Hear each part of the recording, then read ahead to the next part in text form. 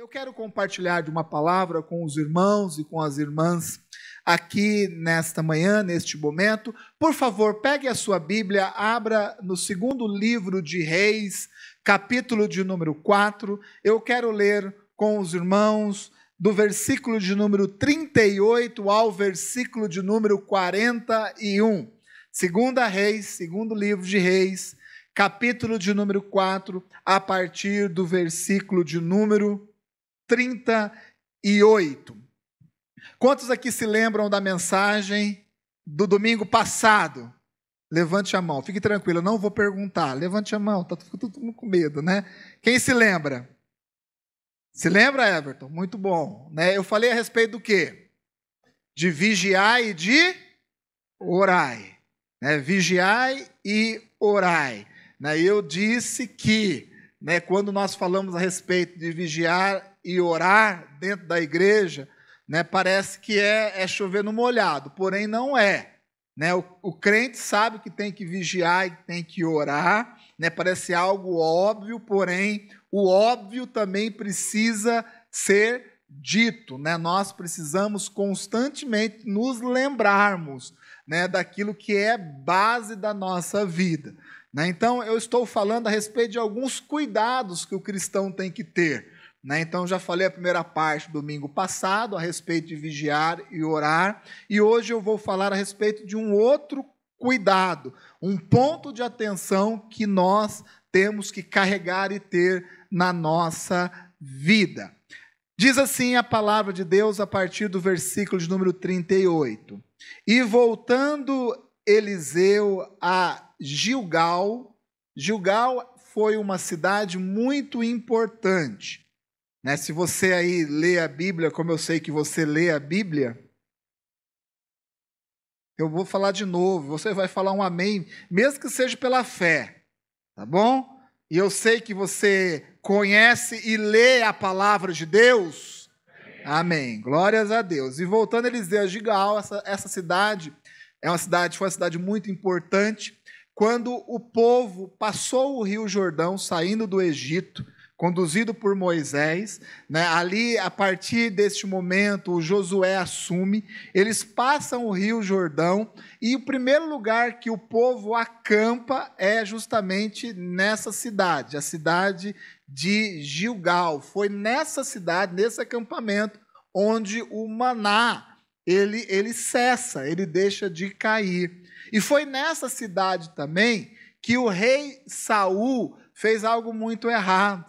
Né? O profeta ele tinha se atrasado um pouco, né? Não tinha chegado na região, e o Saul ele ofereceu sacrifício, o rei Saul ofereceu sacrifício no lugar do profeta. Né? E Samuel, né, a partir disso, deu uma palavra de Deus para Saul que o seu reinado, né, havia terminado a partir daquela atitude errada que ele havia tido. Então, essa cidade é uma cidade muito relevante, uma cidade muito importante. E voltando Eliseu a Gilgal, havia fome naquela terra, e os filhos dos profetas estavam assentados na sua presença. E disse ao seu moço, quem que era o moço de Eliseu? Quem? Geazi. Muito bem, Gustavo. O pastor Brás, alguns meses atrás, ele trouxe uma palavra a respeito de Geazi. Geazi era o servo de Eliseu, mais do que servo. Ele era o aprendiz do Eliseu. Então, o Eliseu dá um comando a Geazi. Põe a panela grande ao lume. Esse lume é o fogo. Põe a panela grande ao fogo e faze um caldo de ervas para os filhos dos profetas. Então, um saiu ao campo a apanhar ervas e achou uma parra brava e colheu dela a sua capa cheia de coloquintidas. O que é isso? É uma planta venenosa. A espécie parece um pepino, né, e é muito venenoso, né, ou seja, não pode comer, né, dessa planta, né, desse pepino. Depois você pega aí o seu celular, depois do culto, como eu sei que você vai repassar essa palavra toda novamente, amém?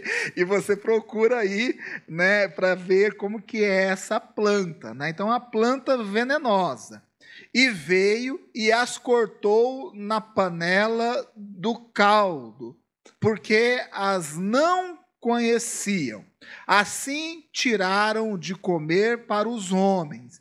E sucedeu que, comendo eles daquele caldo, clamaram e disseram: homem de Deus, a morte na panela, e não puderam comer. Porém ele disse, né, Eliseu disse: trazei, pois, farinha, e deitou-a na panela, ou seja, ele jogou na panela a farinha, e disse: tirai de comer para o povo. Então não havia mal nenhum na panela, assim diz a palavra de Deus. Amém? Fecha os seus olhos, por favor. Senhor, nós te agradecemos pela sua palavra que foi lida. Nós, apenas ao lermos o texto, nós já compreendemos muito, ó Pai. Lendo a sua palavra, nós já recebemos tanto do Senhor. Porém, nós entendemos, ó Pai, que o Senhor tem algo especial. Uma revelação vinda dos céus para as nossas vidas. Que o Senhor nos ajude a compreendê-la. Que a nossa mente e o nosso coração, e nós repetimos essa oração, que a nossa mente e o nosso coração estejam abertos, ó Pai, para aquilo que o Senhor pretende fazer nas nossas vidas. Sabemos, ó Pai, que o Senhor tem nos alertado. Assim foi, ó Pai, no último domingo. O Senhor nos alertou a respeito da importância de estarmos atentos, a importância da oração, e nós entendemos, ó Pai, que o Senhor quer continuar, ó Pai, essa boa obra, essa construção nas nossas vidas. Que assim seja, ó Pai, que a sua vontade se cumpra em nós, para que a sua vontade possa se cumprir através de nós também. Nós oramos e fazemos essa oração no nome de Jesus. Amém. E amém. Glórias a Deus. Muito bem, o texto é um texto que, quando nós lemos, nós já entendemos a situação como um todo. E a situação que foi gerada ali não foi uma situação boa, né? O Geazi, né, o moço de Eliseu, amando do próprio profeta Eliseu, foi preparar ali uma comida. Né, foi preparar um caldo de ervas. E ele sai ao campo para colher essas ervas, e por não ter o conhecimento, ele acaba, ao invés de pegar algo comestível, ele pega veneno. Né, uma planta venenosa, e ele corta e coloca junto com a comida. Né, e o pessoal ali que estava junto do profeta Eliseu, e está aí uma coisa muito interessante, né? Eliseu era discípulo de que profeta? De Elias. Né? O Eliseu era discípulo de Elias. Porém, embora o Eliseu fosse discípulo do Elias, né, eles tinham uma diferença. Quem aqui sabe qual era a diferença entre o profeta Elias e o profeta Eliseu? Hoje eu estou perguntando demais, né? Quem aqui se arrisca de qual que era a diferença? Talvez você possa estar pensando assim, é que Eliseu era o profeta da unção dobrada. Quem pensou assim? Levante a mão. Né? Algumas pessoas. E realmente, quando nós lemos a Bíblia, nós vemos o quê? Que Eliseu, isso está nos registros bíblicos, ele fez o dobro de milagres que o Elias fez. Então, às vezes, a gente pensa assim, a diferença do Eliseu e do Elias, né, é que Eliseu era o profeta da unção dobrada. E não está errado pensar dessa forma. Porém, existia uma diferença muito mais marcante entre os dois. Quando nós lemos a história do Elias, nós vemos um profeta solitário. E você pegue para poder estudar e ler um pouco a palavra de Deus, você vai ver. Elias, em todos os relatos da palavra de Deus, ele sempre parecia sozinho, né? Inclusive, ele procurava até em alguns momentos da sua vida se isolar, né? Então, ele tinha um problema muito grande na sua alma, o Elias, né? Ou seja, ele gostava de estar sozinho, né? Em muitas situações, ele até procurava estar sozinho, né? Quando a Jezabel, aquela rainha má, estava matando os profetas, ele se isolou, né? Ele se isolou de tudo e de todos. E ele dizia assim: olha, essa mulher, ela é má, ela quer me matar. E foi preciso Deus falar para ele: olha, isso não vai acontecer. E além disso, você não está sozinho, né? Existem milhares de profetas assim como você, vivos sobre a face da terra. Porém, o Elias tinha essa característica. O Eliseu já era diferente, gente. Se você ler a história do Eliseu, você vai ver, né, o Eliseu sempre rodeado de muitas pessoas. E é exatamente o caso aqui. Tem uma outra passagem bíblica que fala do Eliseu, do milagre de Eliseu, que ele faz flutuar o ferro do machado. Eles estão ali construindo casas, e um rapaz emprestou um machado, está cortando as árvores, e esse machado, o ferro do machado cai na água. E ele fica desesperado, porque não era uma ferramenta barata.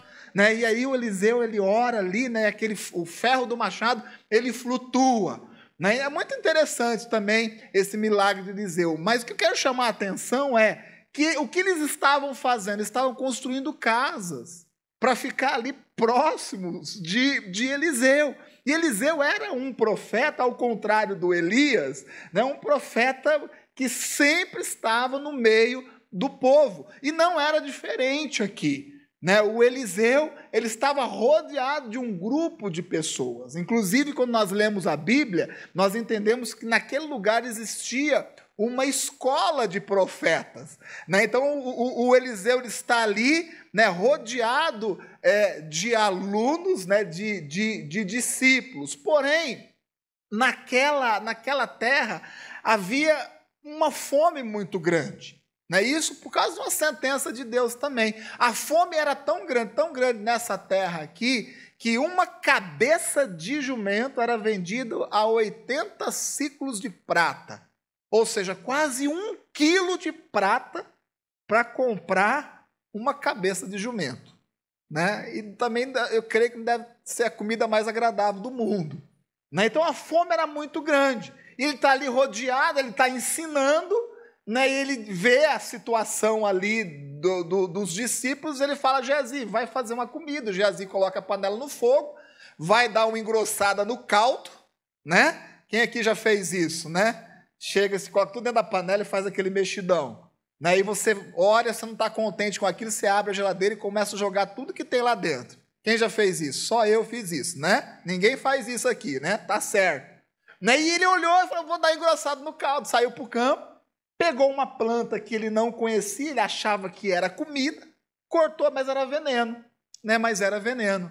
E aquela comida ela foi distribuída para aqueles alunos, para aqueles homens, e eles comeram, porém, um levantou a mão e falou assim: há morte na panela, Ou seja, tem coisa errada nessa comida, E aí o Eliseu, ele pega, lança farinha, joga farinha nessa panela, E ali eles comem, a comida e nada acontece com aqueles homens. O resumo da história é exatamente essa. Primeiro ponto que eu quero chamar a atenção de vocês nesta manhã, que essas coisas acontecem em todos os lugares. Porque naquele espaço ali existia uma liderança forte, concorda comigo? Eliseu era um profeta muito poderoso, era um líder forte. Não somente isso, naquele espaço ali eles estavam fazendo o quê? Estudando a palavra de Deus, aprendendo as coisas de Deus. Então, naquele lugar existia um líder muito forte, eles estavam fazendo algo bom, sim ou não? Estavam ali aprendendo, queriam ser profetas como Eliseu era profeta. Então, uma liderança forte, ensino religioso e mais do que isso. Eles estavam ali em comunhão. estavam juntos ali. E aí a gente se pergunta, ou nós podemos nos questionar da seguinte forma: como essas coisas podem acontecer? Pode. Essas coisas adversas na vida, elas podem acontecer em qualquer lugar. Em qualquer lugar. Nós temos um pensamento muito errado, que é o seguinte: eu me converti, agora eu estou na igreja, estou aqui na igreja Cristo Salvo, né? Encontrei o meu lugar, a minha família se converteu, eu estou congregando, agora nada de ruim vai acontecer na minha vida. Agora eu sou crente, eu sou cristão, eu conheço a palavra de Deus. Nada de ruim vai acontecer. Eu fui para o encontro, eu estou fazendo escola de líderes, eu vou até abrir a minha célula já. Eu venho nos cultos, eu não perco programação da igreja. Eu ouço a palavra de Deus, eu aprendo a respeito dessa palavra. Olha, eu me esforço para que essa palavra seja uma realidade na minha vida. Tudo isso eu estou fazendo, glórias e graças a Deus, mal nenhum, nada, nenhuma adversidade vai acontecer na minha vida. Não é verdade. Isso não é uma realidade bíblica. Isso é uma utopia que nós vamos gerando dentro da nossa cabeça. Não é uma realidade. Inclusive, o próprio Senhor Jesus nos deu um alerta. Qual foi o alerta de Jesus? No mundo tereis aflições, mas tem de bom ânimo, né? Porque Cristo venceu o mundo, assim nós também podemos vencer o mundo. Então, se você tem este pensamento de que, agora eu estou na igreja, muito bom, mas o fato de estarmos na igreja, vivendo as promessas de Deus, não nos dá, primeiramente, o direito de deixar de vigiar e de orar. E eu digo mais, nós temos que estar preparados, mesmo dentro da igreja, para a adversidade. O que acontece hoje é que muitas pessoas se frustram com o evangelho, né? Se frustram com a igreja, porque não tem essa compreensão. Pessoas que saem da igreja, né, abandonam a fé por não ter essa compreensão. Quem aqui nunca teve aquele pensamento? Meu Deus, agora parece que eu sou crente, parece que as coisas pioraram. Não precisa levantar a mão, não. Não precisa levantar a mão. Muitos têm essa sensação ou esse sentimento. Não é que as coisas pioraram, é que quando nós estávamos no mundo, nós não enxergávamos as coisas como realmente elas são. E quando você vem aqui para a luz do evangelho, essas coisas são clareadas, você começa a enxergar a sua realidade. Por isso nós temos essa percepção, né, essa sensação de que pior, mas não é essa a realidade. A realidade é que a gente começou a enxergar. Porém, nós temos que entender que, mesmo diante de uma liderança forte, de um ensino religioso, de uma comunhão, de um culto, de célula, de discipulado, né, de encontro de casais, de encontro da melhor idade, e tudo quanto é tipo de programação e comunhão envolvidos, e a palavra, tudo isso, gente, não vai nos isentar de enfrentarmos as nossas lutas. E é exatamente isso que nós estamos vendo aqui. O Eliseu e os seus alunos ali da sua escola de profetas, vivendo um momento muito difícil, muito complicado. Um momento no qual eles poderiam simplesmente morrer, porque essa planta era uma planta venenosa, nem os animais comiam essa planta. Então, momentos difíceis, eles acontecem, independente de qualquer coisa. E eu não estou te amaldiçoando, eu só estou lhe alertando de algumas coisas. Eu estou chamando a sua atenção para que você tenha certos cuidados. Final de semana passado, falamos de alguns cuidados que nós devemos ter. E nesse final de semana, nesse momento, eu falo de alguns outros cuidados que você deve ter. O povo estava com fome. Gente com fome é complicado. Não é, Carol? Né? Não é, Carol? Gente com fome é complicado. Eu não estou dizendo aquela fome de um dia, né? Aquela fome que vai dando na hora do almoço. Mas sentir fome, eu não sei se você já teve essa experiência. Eu, graças a Deus, nunca tive essa experiência de sentir fome mesmo. Eu lembro do filme Tropa de Elite, que eles ficaram ali um bom tempo sem comer, né? Aí foi servida comida, né? Vocês se lembram disso? Não, vocês só assistem filme de crente, né? Ei, glória a Deus, né? Vocês lembram como que é servida a comida? Você lembra, Clebão? Eles pegam aquela caldeirão lá, o que eles fazem? Joga no chão. Gente, mas para quem está com fome, o que acontece? Pula em cima da comida. Então, pensa na fome, mas não na fome de um dia. Pensa nesse tipo de fome. A fome, ela gera desespero. Você sabia que uma pessoa faminta, ela fica desesperada, a ponto de encontrar alguma coisa no chão, no lixo, de comer. Porque a fome gera desespero.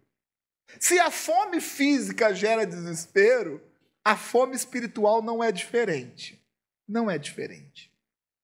Pessoas se afastam da igreja, deixam de se alimentar constantemente da palavra de Deus. E ela vai ficando desnutrida, porque está distante da igreja. E uma pessoa com fome espiritual, qualquer coisa que é lançada na sua mesa, ela vai comer. O que eu quero dizer? Por que nós insistimos tanto que você tem que vir no culto? Por que nós insistimos tanto, né, para que você participe das programações da igreja? Programação extra na igreja é trabalho triplicado. Por que nós promovemos isso? Porque nós insistimos que você participe, para que você esteja sempre com a barriguinha espiritual cheia. Porque se você tiver faminto, qualquer coisa que for lançada na sua mesa espiritual, você vai jogar para dentro. Você nem vai pensar duas vezes. Vocês entendem como é importante? Da mesma forma que nós nos alimentamos fisicamente, nos alimentarmos constantemente das coisas de Deus. Se você se afastar, ficar longe, cada vez mais faminto, ou você morre espiritualmente, ou você tem uma tendência de comer qualquer coisa. De que qualquer coisa que chegar para você, você vai, né, jogar para dentro, você vai se alimentar. A fome gera desespero. Por isso, nós temos que estar sempre com a nossa barriguinha espiritual cheia das coisas de Deus. Amém? Vocês estão me entendendo? A fome espiritual, ela é tão forte quanto a fome física. E a gente precisa entender exatamente disso. Porque nós aqui na igreja, nós nos esforçamos em gerar devocionais. Aqui nós ministramos uma devocional 2 vezes ao dia. Oração de manhã e a oração, né, na viração do dia, às 6 horas da tarde. 2 devocionais. E se não bastasse isso, nós nos esforçamos para gravar uma outra devocional que vai para as redes sociais para que todo mundo tenha acesso. Por que nós fazemos isso? Para que você esteja sempre alimentado espiritualmente. Para que você, quando estiver aí fora, né, na guerra do dia a dia, na luta da vida cotidiana, que você não aceite qualquer coisa que te oferecerem. Porque quando nós estamos desnutridos, famintos espiritualmente, qualquer coisa que chega até nós, nós nos alimentamos. Agora, quando nós estamos saciados espiritualmente, cheios das coisas de Deus, nós conseguimos sim resistir. Porque você vai estar com a barriguinha cheia, você vai falar assim, não, isso aqui eu não quero não, eu estou tranquilo. né? Eu estou de boa em relação a isso. Não, isso aqui não é para mim, não. Eu não quero isso, não. Por quê? Porque eu estou bem, eu estou tranquilo aqui. Essa é a importância daquilo que Deus promove dentro da igreja. Por isso, todas as nossas reuniões são extremamente importantes. Eu disse para vocês que eu vou falar mais do óbvio, mas precisa ser dito. Jesus, ele chega para um cego, o cego de Jericó. O cego de Jericó, ele percebe que Jesus está passando, ele começa a gritar por Jesus, até incomodar. E aí Jesus fala, traga ele até aqui.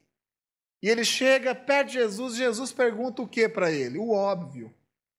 Jesus não pergunta o óbvio. O que Jesus pergunta para ele? Que queres que eu te faça? Quer uma pergunta mais óbvia do que essa? Jesus e um cego.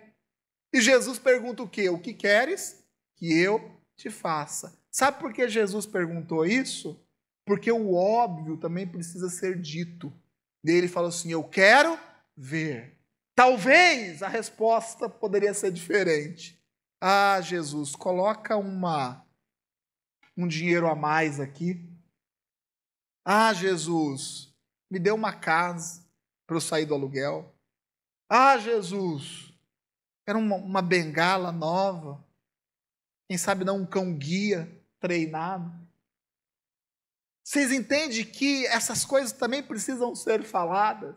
Quando nós falamos na igreja, vigia, ora, toma cuidado, se alimente. Você pode estar dizendo assim, mas isso eu sei que você sabe. Porém, eu tenho que falar novamente. Sabe por quê? Porque isso tem que ser reforçado dentro da nossa mente e dentro do nosso coração. Um outro ponto importante que eu quero chamar a sua atenção nessa manhã é o cuidado. Cuidado com aquilo que você colhe. Amém? Tome muito cuidado com aquilo que você está colhendo. O Geazi, ele tinha a melhor das boas vontades. Ele foi fazer aquilo que o líder pediu para ele fazer. Põe a panela no fogo e faz aí o caldo de ervas. E ele foi fazer exatamente isso, uma boa vontade tamanha. E ele foi buscar essas ervas. Porém, ele não conhecia. Meu irmão, na vida, existem coisas que parecem ser bênção, mas é maldição. Parece ser bênção, mas é maldição. E eu acredito, e eu arrisco em dizer que talvez seja esse o ponto onde nós mais erramos. Porque a nossa mente ela é muito criativa. A nossa alma é muito criativa. Ah, pastor, eu vou... Esse emprego que eu... Essa proposta de emprego, ela é irrecusável. Ela é boa demais, pastor. Olha, nunca tive uma proposta como essa. Aí passa 3, 4, 5 meses, meio ano. E aí, meu irmão, como que está o emprego? Ei, pastor, está tudo muito ruim. Quero sair de lá. Mas peraí, não era a melhor de todas? Não era a melhor proposta? Não era bênção? Não, pastor, é uma maldição, aquele lugar é muito ruim, esse emprego é muito ruim, o horário é muito ruim, quer saber, o salário nem é tão bom assim. O que a pessoa está enxergando no presente momento é muito diferente do que ela enxergou lá atrás. Porque muitas coisas parecem ser bênção, mas é maldição na nossa vida.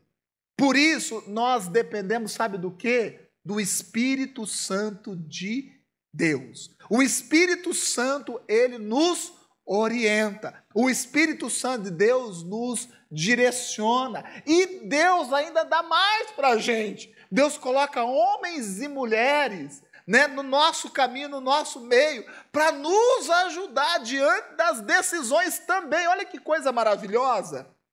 Olha que bênção de Deus. Ou seja, diante das decisões que a gente tem que tomar, para que a gente não confunda bênção com maldição ou maldição com bênção, Deus nos dá o Espírito Santo que nos convence dos nossos erros, nos dá a direção, e Deus coloca homens e mulheres, né, líderes, pastores, para poder o quê? Nos ajudar, nos aconselhar. Você quer coisa mais maravilhosa do que isso? A bênção e a maldição, em primeiro momento, pode ser às vezes muito parecido. Quantas pessoas não caem nesse tipo de erro? Sabe por que caem nesse tipo de erro? Porque anulam o Espírito Santo, alimentando os seus sentimentos, a sua alma. Sabe por que pessoas caem nesse tipo de erro? Porque ignoram os seus líderes. Ah, eu vou pedir conselho para o pastor. O pastor vai falar que não. Falar que não. E eu não quero ouvir um não. Porque eu sei que isso aqui é bênção. Se for bênção, meu irmão, o Espírito Santo vai testificar isso no seu coração, você vai ter paz. Os seus líderes que estão junto de você vai lhe dar uma palavra de direção. E as coisas, elas convergem, né? Elas se juntam para o nosso bem. O Geazi não tinha maldade nenhuma no coração, não. Ele queria fazer o melhor.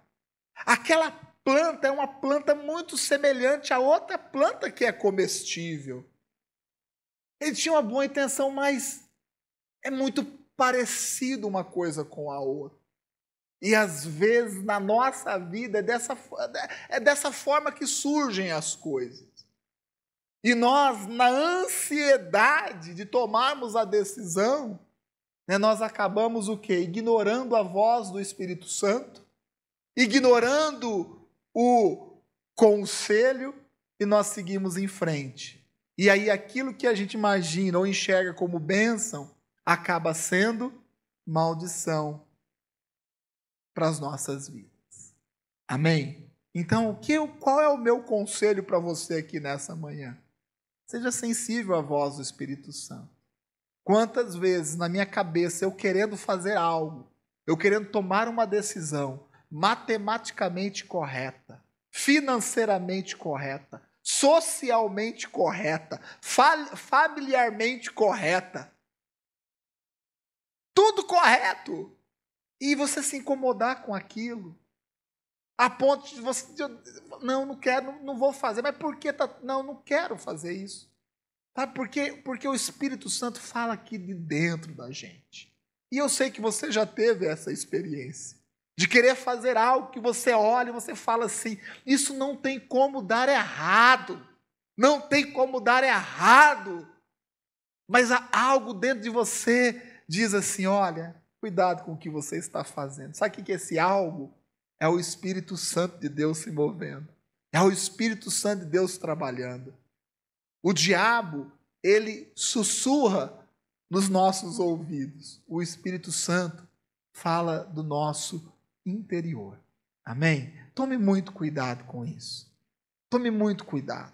Às vezes você acha que está decidindo por bênção, mas na verdade o que você está colhendo nada mais é do que maldição. E eu digo mais, um único ingrediente pode colocar em risco todo o alimento. Todo o alimento. Um único ingrediente pode colocar em risco o alimento todo. Uma única coisa, um único fato que às vezes nós decidimos de forma errada pode contaminar, pode prejudicar a nossa casa como um todo. Pessoas, às vezes, são muito superficiais nas suas decisões. Eu falo para os homens, especificamente neste momento. Às vezes, nós, homens, somos muito superficiais nas nossas decisões. Fazemos porque queremos fazer, tomamos as decisões. Se der errado, é a minha responsabilidade, e de certo é mesmo. É mesmo. Porém, uma decisão errada não prejudica somente a nossa pessoa, prejudica a nossa casa como um todo. Prejudica a nossa família como um todo. Eu entendo que uma decisão que nós tomamos errados dentro de uma igreja não prejudica só um pastor ou um presbitério, é a igreja como um todo. Uma única coisa que nós colocamos dentro da nossa vida pode prejudicar a nossa vida como um todo. Então, aquele papo, aquela ideia que nós temos de que, olha, 90% está certo, mas 10%, né, não está muito legal, mas Deus sabe, né? Deus sabe que a carne é fraca, né? Deus sabe do meu coração, eu estou fazendo quase tudo certo, mas essa única coisa, talvez, que você já tem entendimento, sabe que é errado, você continua fazendo, está contaminando, prejudicando o alimento todo, uma única coisa. Às vezes a pessoa fala assim, mas eu estou indo para a igreja, estou levando a minha família para a igreja. Não é só isso, isso é ótimo, mas é deixar as coisas erradas que nós fazemos lá. É abandonar isso. Não, mas olha, eu era muito ruim, hoje eu só sou ruim. Deus quer que você seja excelente no nome de Jesus. Amém? É isso que Deus tem pretendido para a nossa vida. Que nós sejamos excelentes. Um único ingrediente pode destruir, pode acabar, pode contaminar o alimento como um todo. Por isso nós temos que ser muito criteriosos com a nossa vida. Veja bem, não confunda criteriosos com religiosos. Eu não estou falando que nós devemos ser religiosos, mas nós devemos ser muito criteriosos, ter critério, ter princípio na nossa vida. Não é qualquer coisa aparentemente boa que nós vamos engolir. Não é qualquer coisa aparentemente boa que nós vamos decidir por ela. Toma cuidado com negócios da China. Esse negócio é um negócio da China. Olha, esse negócio é um negócio imperdível, mas eu tenho que decidir hoje. Porque se eu não decidir hoje, eu vou perder o negócio. Perca o negócio, perca o dinheiro, mas não perca a sua paz. Não perca a sua paz. Eu prefiro deixar boas oportunidades passarem do que colocar em risco a paz, a integridade da minha família. Eu prefiro perder certas situações do que colocar em risco aquilo que eu creio, aquilo que eu vejo. Então, um único ingrediente pode contaminar o alimento como um todo. Então, não caia nessa ideia de que, é um pecadinho. Né? Tem pecadinho, tem pecadão? Tem. Mas, pastor, tem diferença. Pecado é pecado, porém consequências são diferentes.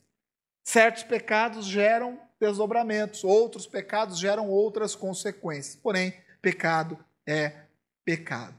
A boa intenção, ela não evita o veneno na panela, como eu já disse. O Geazi estava mal intencionado? Não estava. Estava mal intencionado. Ele queria o quê? Queria fazer aquilo que Eliseu tinha falado. Estava com boa intenção. Talvez ele pretendesse até fazer algo a mais. Peraí, deixa eu dar uma ajeitada nessa comida, é uma época de fome. Esse pessoal está aí, já faz tempo ouvindo o Eliseu, tão cansado. Deixa eu fazer algo a mais. Deixa ele no campo, pegar uma coisinha a mais para dar uma engrossada nesse caldo aqui. Uma boa intenção.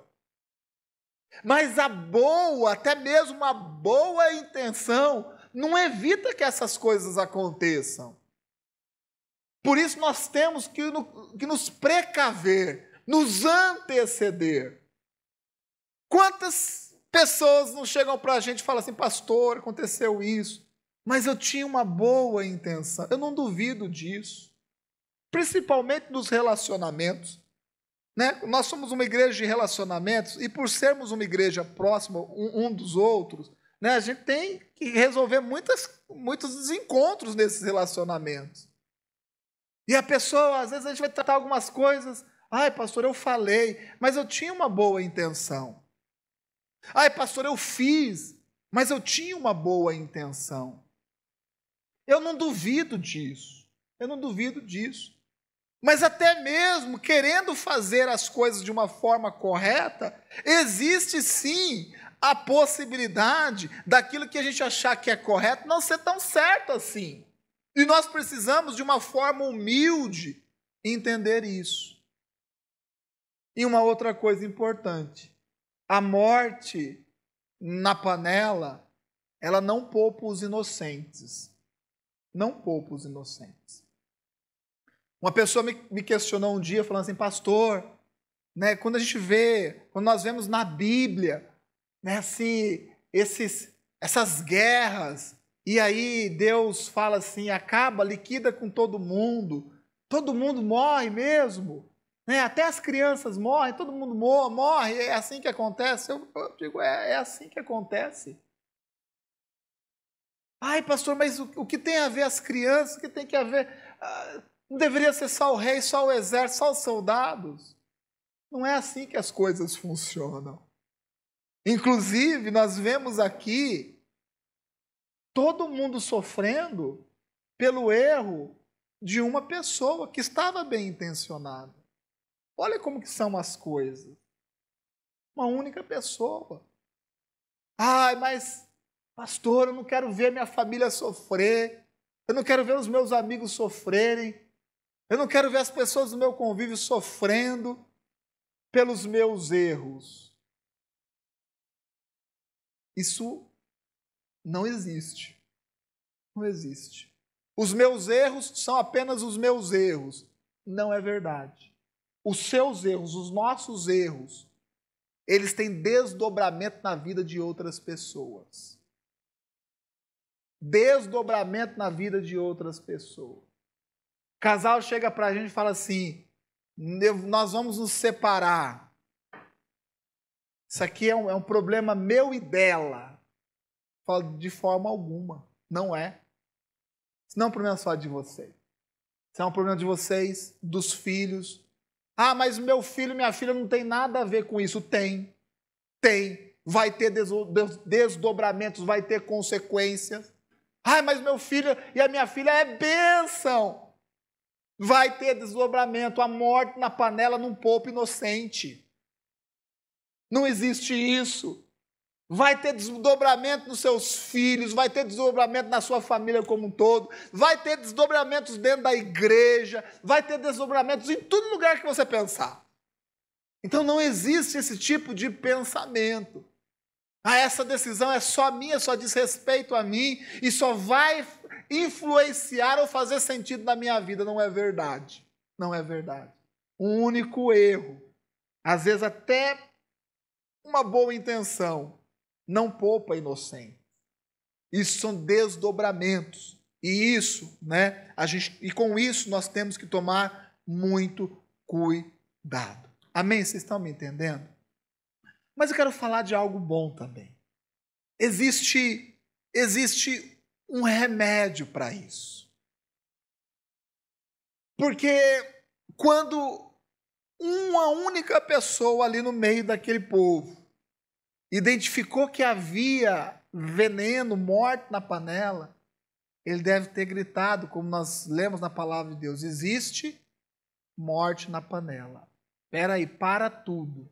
A morte na panela. Ou seja, uma única pessoa identificando aquela situação no tempo correto, ela gerou um alerta para o homem de Deus, que era Eliseu. Nós precisamos, gente, estarmos com os nossos olhos atentos. Identificar. Você já olhou para a sua casa, para a sua família? procurando identificar se existe alguma área onde a morte está rondando. Ah, Du, mas que coisa que é essa? Não fala um negócio desse não, você está amaldiçoando, não estou amaldiçoando, eu estou aqui para gerar em você, né, o desejo, né, a intenção de cuidar de áreas da sua vida. Você já olhou para a sua família e já procurou identificar se existe alguma área onde tem algum ponto de morte? Alguma coisa estranha ali, porque quando nós temos esse olhar crítico, quando nós temos esse olhar divino, melhor falando, nós conseguimos identificar a tempo. Mas o mundo, ele é individualista. Às vezes, até mesmo dentro das famílias, nós só pensamos em nós mesmos. Ah, eu estou tranquilo, é ela que não está. Eu estou tranquilo, é ele que não está. Ah, é os nossos filhos, a gente está tudo de boa aqui dentro de casa. Meu irmão, se um no meio da comunidade se levantar e falar assim, essa área não está certa, isso aqui não está legal, isso poupa vidas. Isso poupa vidas. Mesmo que não sejamos nós os responsáveis por aquele problema. Vocês estão me entendendo? Mesmo que não seja gente o responsável por aqueles problemas. Uma pessoa levantou e falou assim, peraí, né? A morte na panela, para tudo, está errado. Qual foi a última vez que você parou a sua casa, reuniu todo mundo e falou assim, gente, a coisa não está legal aqui. Quinta-feira, o Lu e a Samira falou a respeito de comunicação. Comunicação no casal, comunicação dentro da casa. Qual foi a última vez que vocês pararam, reuniu todo mundo e falou, não está certo esse negócio aqui. Vamos ver qual é o caminho errado que nós estamos tomando. Onde existe a possibilidade de ter morte aqui dentro. E vamos cuidar disso. Vamos resolver isso. Qual foi a última vez? Qual foi a última vez você, como um líder de excelência aqui dessa igreja, reuniu os seus discípulos, falou assim, o que está de errado aí? Onde está o problema dentro dessa história toda aqui? Vamos procurar resolver, vamos procurar acertar isso. Quando nós nos antecipamos a isso, procuramos fazer esse tipo de reflexão dentro da nossa casa, no lar, no nosso trabalho, aqui na igreja, quando nós somos pessoas que realmente se debruçam a ponto de olharmos a nossa vida com todo carinho, olhar onde nós estamos inseridos com todo carinho, identificar os lugares, os caminhos maus e cortar isso. Gente, milagres acontecem na nossa vida. Sabe o que aconteceu com Geazi? Não foi mal intenção. Foi falta de conhecimento. Falta de conhecimento. Se eu for sair no campo, pegando planta para fazer um ensopado de ervas, eu também corro esse risco. Se for mandar o pastor Brás para o campo, procurar ervas para fazer ensopado, eu garanto que a gente corre menos riscos. Menos riscos. Vocês estão entendendo que conhecimento é importante? O Eliseu, ele joga farinha naquela panela. Não que a farinha, né, vamos dizer assim, tecnicamente na comida iria anular o efeito do veneno. Não é isso, não. Aquela farinha, ela era o trigo. E quando você lê na palavra de Deus a respeito do trigo, nós falamos do quê? Do alimento que é a palavra de Deus. A palavra de Deus, ela nos dá o quê? Embasamento para essa vida. Ela nos dá instruções para essa vida. Quando nós temos a palavra de Deus, né? Quando nós procuramos ter essa sabedoria divina, esse tipo de erro, nós não caímos. O que faltou a Geazi foi um conhecimento. E aquele simbolismo que o Eliseu fez, jogar farinha naquela panela, foi justamente para nos dizer o seguinte, olha, a palavra de Deus nos dá conhecimento. A palavra de Deus nos dá sabedoria. Sabe o que está faltando para você? Sabe que o que nos falta? Falta a sabedoria da palavra de Deus. Eu até brincava ontem com a Tati, né? A Tati Matias estava com a banquinha, né, vendendo Bíblia, né? E eu com as crianças do lado vendendo planta, né? E aí eu brincava assim, gente, não compra Bíblia não, vem comprar planta, né? Ninguém quer ler Bíblia não. Tava brincando, viu, gente? Né? Se alguém ouviu falar isso, né? Mas é exatamente a realidade dos dias de hoje. Sabe o que nós queremos?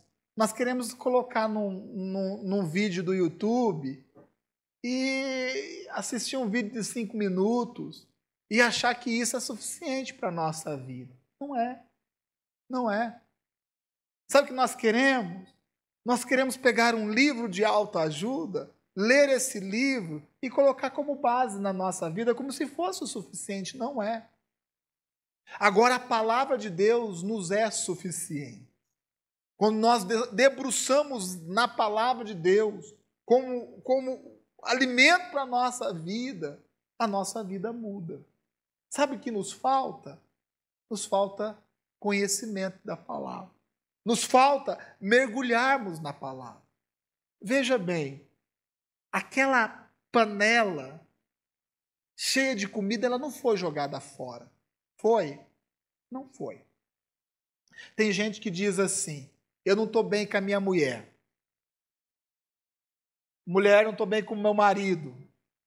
Então vamos fazer assim, pega a mulher e joga fora. Pega o marido e joga fora.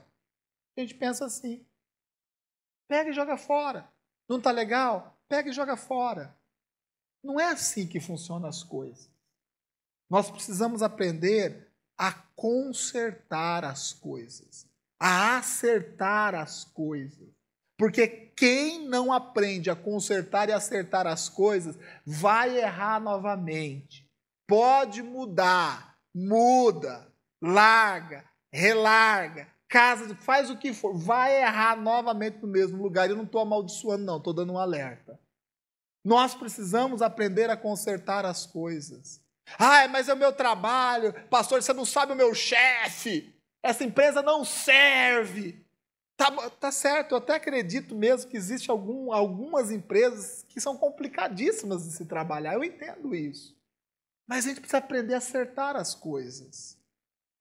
Sabe por quê? Porque não vai existir uma empresa a qual nós vamos nos encaixar 100% nela.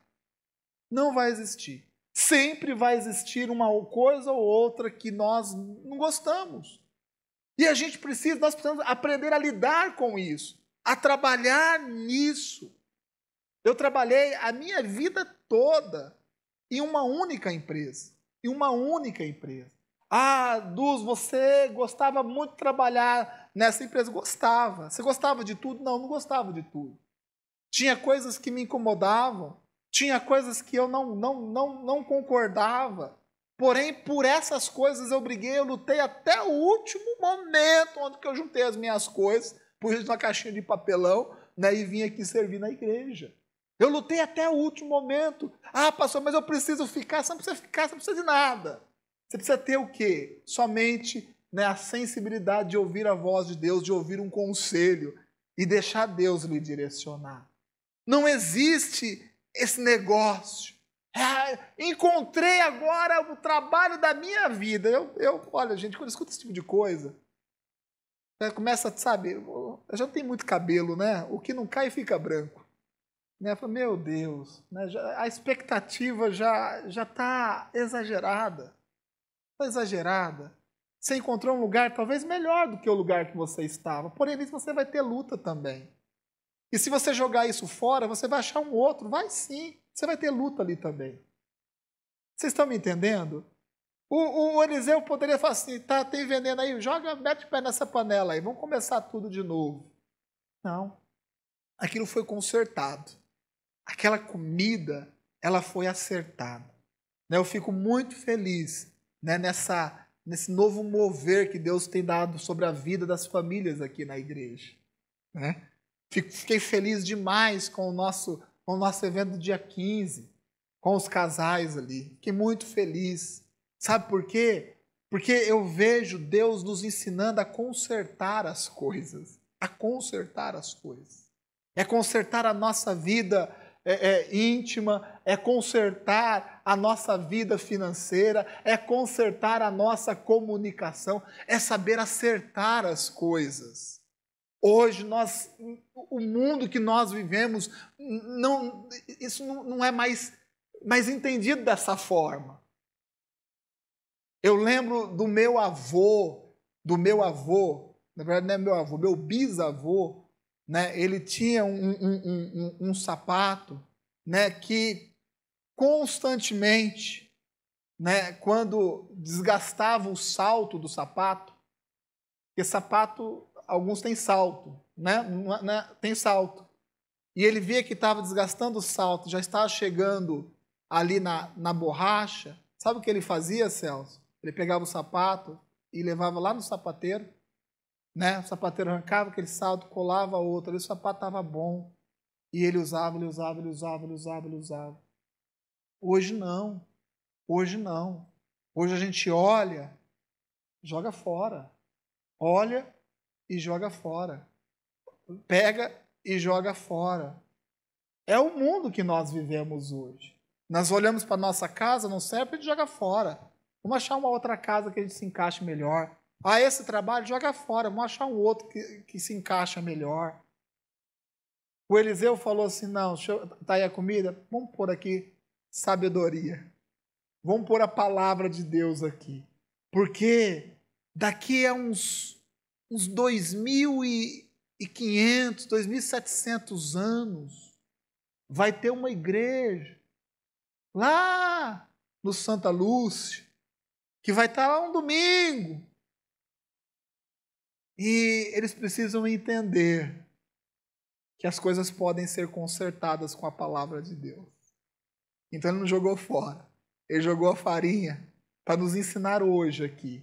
Que nós podemos sim aprender a consertar as coisas, compreendendo a palavra de Deus. Amém? E para encerrar, eu gostaria muito que você aprendesse a identificar aquilo que é nocivo na sua vida. Aquilo que é ruim na nossa vida. Aquilo que não nos faz bem. Talvez seja essas filosofias que o mundo nos coloca. Talvez seja ressentimentos, talvez seja desobediência, talvez seja orgulho, pode ser um monte de coisa. Mas a gente precisa identificar na nossa vida. E se você tiver que levantar a mão e falar assim, a morte na panela aí, pastor. A morte aqui, há um problema aqui, vamos acertar, vamos consertar isso. Meu irmão, as nossas famílias serão mais fortes. A nossa igreja será uma igreja mais forte. A nossa relevância, onde nós estamos plantados, ela será muito maior do que tem sido nos dias de hoje. Você topa? Topa mesmo do fundo do seu coração, de olhar para a sua vida com toda a humildade, identificar se existe alguma coisa. Talvez alguma coisa que você, numa voltinha por aí, tenha colhido e tenha colocado dentro da panela lá na sua casa. E está ferventando junto. Daqui a pouco a sua esposa vai comer, o marido vai comer, os seus filhos vão comer. Será que não é o momento da gente, de uma forma muito criteriosa, falar assim, é isso, a morte na panela. Vamos consertar isso, vamos acertar isso. Porque ninguém pode morrer aqui, não. Ninguém pode se perder aqui nessa igreja, não. E não vai se perder. Casamentos nessa igreja não serão desfeitos, não. Serão acertados e consertados e serão bênçãos. Amém? Filhos, pais não vão perder os seus filhos. Os filhos se converterão e serão bênçãos dentro dessa igreja. Amém?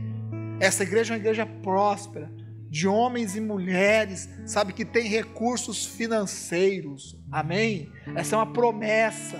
Essa igreja aqui não é igreja de pessoas que não têm recursos, não. Pessoas abençoadas porque conhecem a palavra de Deus, conhecem os princípios da palavra de Deus. E se hoje não é a sua realidade, identifique e fala assim, olha, existe um problema aqui, mas eu sei que isso tem conserto. Isso pode ser acertado na minha vida. Amém? Tudo que nós lançamos neste altar, colocamos na mão de Deus, na mão do Todo-Poderoso.